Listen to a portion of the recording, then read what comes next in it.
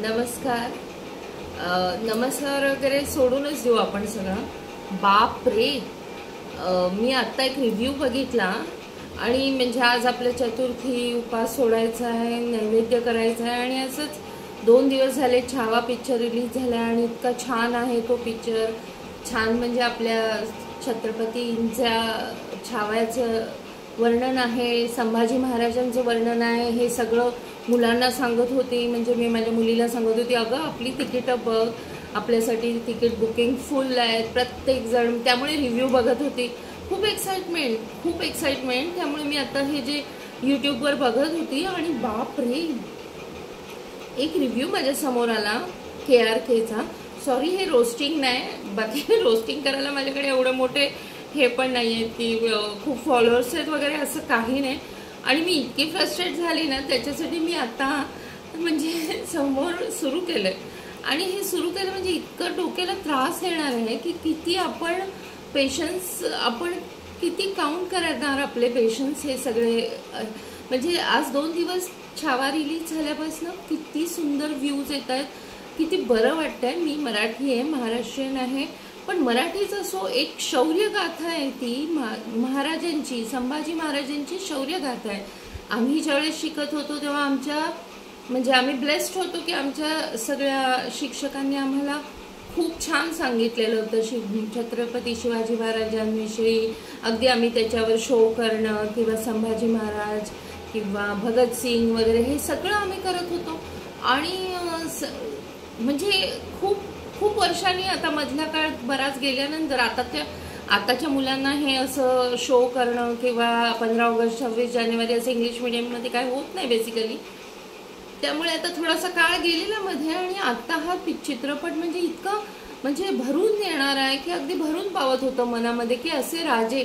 आणि रिव्ह्यू तर तुम्ही इतके सुंदर आहेत त्याचे बघा की प्रत्येक जण व्हॅलेंटाईन डेच्या दिवशी अगदी आरामात म्हणजे रडत बाहेर येत आहेत. कोणाच्या चेहऱ्यावर खूप असं मस्ती मजा नव्हती किंवा काही नाही, पण शांतता, एक विचार करण्यालायक चेहरे. प्रत्येक चेहरा सांगत होता, रडत होता, भावुक होत होता. तो कोणत्या जाती धर्माचा होता हा विषयच नाहीये, पण मनाला समजलेलं प्रत्येकाच्या की आपलंच कोणतरी आहे आणि आपल्यासाठी त्यांनी काहीतरी केले. आणि बापरे, आज मी असंच आता हे सगळं काम करताना घरातलं बघितलं तर अचानक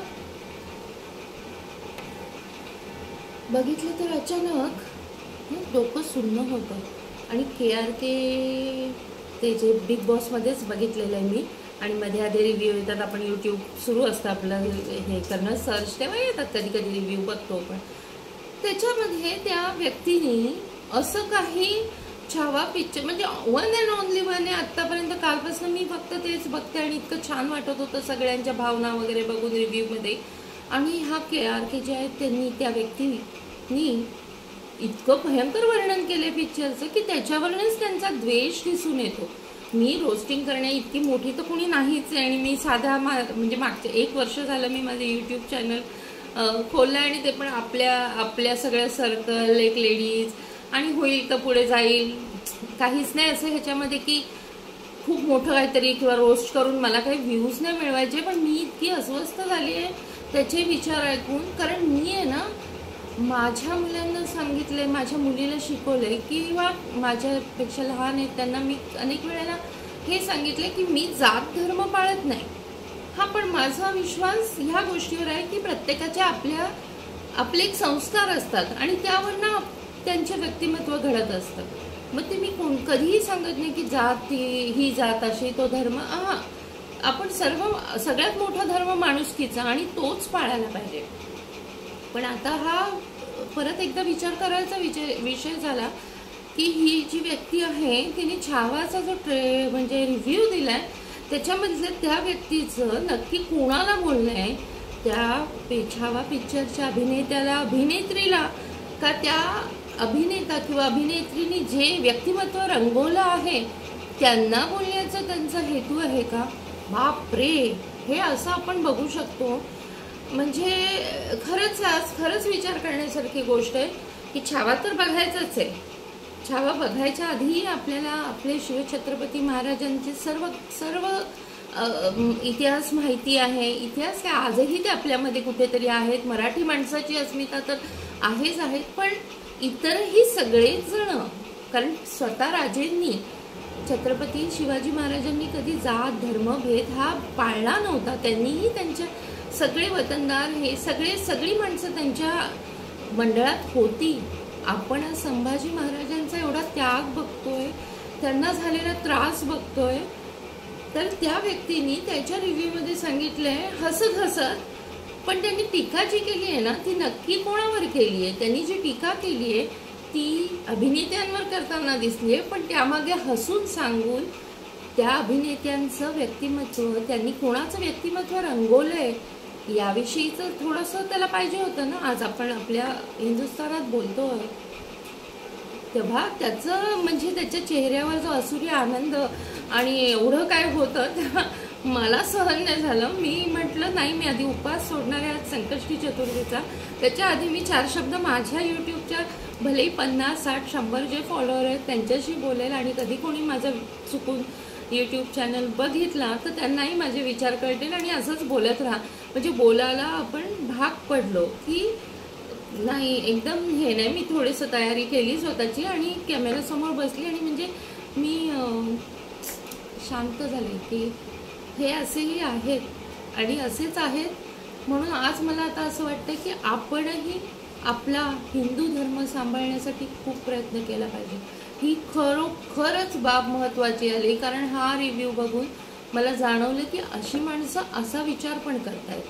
तेव्हा ह्याच्यामध्ये रोस्टिंग नाही किंवा काहीही नाही आहे, त्या अभिनेत्याविषयी पण काहीच नाही आहे, कारण आपण सामान्य माणसं आहोत आणि आपल्याला काय एवढं त्याविषयी नाही आहे. त्या म्हणजे कोण हिरोईन आहे, कोणी काय. पण छावा हा विषय इथला आहे, आपल्या हृदयाच्या जवळचा आहे, आपला आहे. आणि प्रत्येक व्यक्ती थिएटरमधनं बाहेर येताना रडताना दिसते. कालपासनं त्यांचं रडणं बघून आपलं हृदय भरून येते. नक्की बघा इतर रिव्ह्यू, ह्या माणसाचं नक्की बघू नका, कारण जी चीड येईल ना ती तुम्ही जर काढू नाही शकलं तर उगाच घरच्यांवर निघेल. तेव्हा प्रेक्षक खरंच या अशा रिव्ह्यूज आणि अशा निगेटिव्हिटी करणाऱ्या माणसांपासून तर प्लीज सावध राहा, बाजूला व्हा. आणि आपला छावा तर आपण बघायचाच आहे, कारण तो आपलाच नाही, संपूर्ण एक ते व्यक्तिमत्व असं आहे की जे आपल्याला सगळ्यांना, मानव जातीला काही शिकवून जाणार आहे की आपली मतं काय असतात, आपला धर्म, आपण आपलं प्रत्येक वेळेला आपल्या गोष्टी कशा आपण पार पाडायच्या असतात आणि किती धैर्य ठेवायचं असतं. खूप खूप छान पिक्चर आहे असं मला कळलं आहे. मी तो उद्या बघणार आहे. पण त्याच्या आधी हा रिव्ह्यू आल्यावर मला माझं बोलणं आवरेन असं झालं, कारण खूप त्रास झाला. आणि म्हणून मी हे 4-5 शब्द काय असेल तर चूक झाली असेल तर माफी असावी, पण नाही सहन होणार असं हास्यास्पद आमच्या कोणत्याही पिक्चरला किंवा काय, किंवा मग ते भलेही त्या ॲक्टर्सला बोलून असणं, ॲक्टर्सच्या नावाखाली बोललं गेलंय का असा मला संशय आलाय की ॲक्टरला वाईट बोलून त्या त्यांनी जी व्यक्तिरेखा रंगवली आहे त्या व्यक्तिरेखेविषयी यांना काय बोलायचं आहे का? खूप हॉरिबल. सो काय बोलू नाही शकत, थोडं डिस्टर्ब आहे, बट ठीक आहे. Good night. संकष्टी चतुर्थीच्या हार्दिक शुभेच्छा. थँक्यू.